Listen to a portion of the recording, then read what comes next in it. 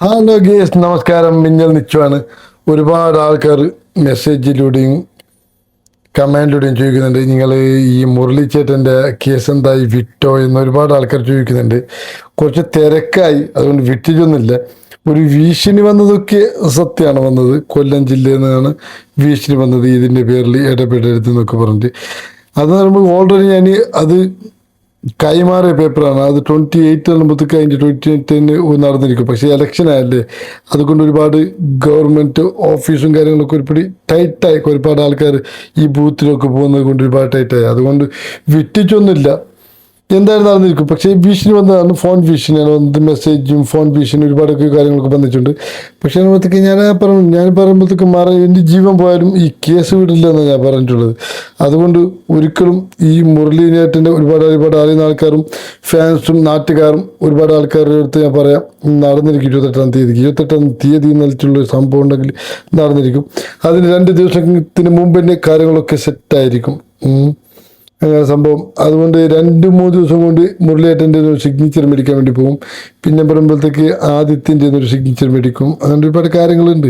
പക്ഷെ ആദിത്യൻ്റെ കുറച്ച് ആൾക്കാർ, ഈ ഗുണ്ടകളാണോ മറ്റാൾക്കാരൊന്നുമല്ല, അവരൊക്കെ ഒരുപാട് വോയിസ് കാര്യങ്ങളൊക്കെ ഉണ്ടായിരുന്നു. അതും പറയുമ്പോൾ ഞാൻ അവിടെ കംപ്ലൈൻറ്റ് ചെയ്യാനൊന്നും പോയിട്ടില്ല. പക്ഷെ അവർ പറയുന്നത് അവർ പറയട്ടെ, അത്രേ ഉള്ളൂ. പക്ഷെ നമ്മൾ തട്ടിക്കളിയൊന്നും പറഞ്ഞില്ല. എനിക്കൊന്ന് ഇടപെടാതിരിക്കണം, അത് നല്ലതല്ല എന്നൊക്കെ പറഞ്ഞിട്ടുണ്ട്.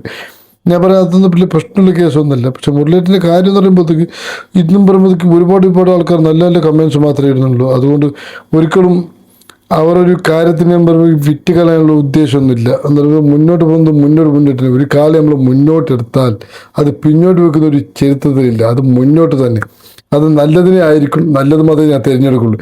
ഏതൊരു കേസാണെങ്കിലും ഒരുപാട് ആൾക്കാർ ചോദിക്കുന്നത് ദിലീപിനെ എന്തുകൊണ്ട് സപ്പോർട്ട് ചെയ്തിട്ടില്ല.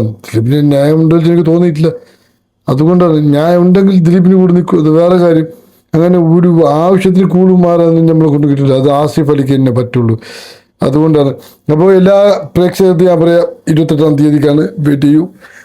അതാണ് സംഭവം. പിന്നെ പറയുമ്പോഴത്തേക്ക് ഒരുപാട് ആൾക്കാർ പറയുന്നുണ്ട്, ക്യാഷ് കൊടുത്താൽ നമ്മൾ ചെയ്തു തരും എന്നൊക്കെ പറയുന്നുണ്ട്. ഞങ്ങൾ ഡിന്നേഴ്സിൽ എത്തിക്കുന്നു. അതൊന്നും വേണ്ട. നിയമത്തിന് പോയി നിയമം നമ്മൾ കയ്യിലെടുക്കാനുള്ള നമുക്ക് അവകാശമില്ല. അതും പറയുമ്പോൾ നിയമം കയ്യിലെടുക്കുന്നതാണ് ഏറ്റവും വലിയൊരു നമ്മൾ തെറ്റ്. നിയമത്തിൻ്റെ വഴിക്ക് പോകണം, നമ്മളെ വഴിക്ക് പോകണം. അതാണ് സംഭവം. അതല്ലാതെ നമ്മൾ കയ്യിലെടുത്താൽ പിന്നെ നമ്മൾക്ക് ഈ ഗവൺമെൻറ് എന്തിനാ, അതല്ലാതെ ഈ കാനൂൺ കാര്യങ്ങളൊക്കെ എന്തിനാ, അതൊക്കെ തെറ്റായുള്ള കാര്യങ്ങളാണ്. പക്ഷെ പറയുമ്പോഴത്തേക്ക് ഇത് ഒരുപാട് ഞങ്ങൾക്ക് ഫാൻ ഉണ്ട് കേട്ടോ. നമ്മൾ ചിന്തിക്കുന്നതിൻ്റെ അപ്പുറമായിരിക്കും ഇത്. ഗൾഫിൽ ഒരുപാട് ആൾക്കാരെ പറഞ്ഞു ഞങ്ങൾക്ക് മുരളിയേട്ടൻ നേരത്തെ അറിയാം, ഒന്ന് ശരിയാവണം, ഒന്ന് പെട്ടെന്നാവണം ആയത്ര എന്നൊക്കെ പറഞ്ഞു. അപ്പോൾ ആയത്ര പെട്ടെന്നില്ല, 28-ാം തീയതിക്കാണ് ഡേറ്റ് കിട്ടിയത്. ഡേറ്റ് കിട്ടുമ്പോൾ ഒരു ഡേറ്റാണ് പറഞ്ഞത്. ആ ഡേറ്റിൻ്റെ ഉള്ളിൽ പേപ്പേഴ്സ് ഒക്കെ ശരിയാവുന്നുണ്ട്. ഇത് അവിടെ വിട്ട് കാര്യങ്ങളൊക്കെ ശരിയായിട്ടുണ്ട്. അതും പറയുമ്പോൾ 2 ദിവസം കൊണ്ട് അത് ഒപ്പിട്ട് കരുതി 26-ാം തീയതിക്ക് 25-ാം തീയതി സബ്മിറ്റ് ചെയ്യും. 28-ാം തീയതി ടെസ്റ്റ് എടുക്കാവുന്നതേ ഉള്ളൂ എന്നൊക്കെ പറഞ്ഞു.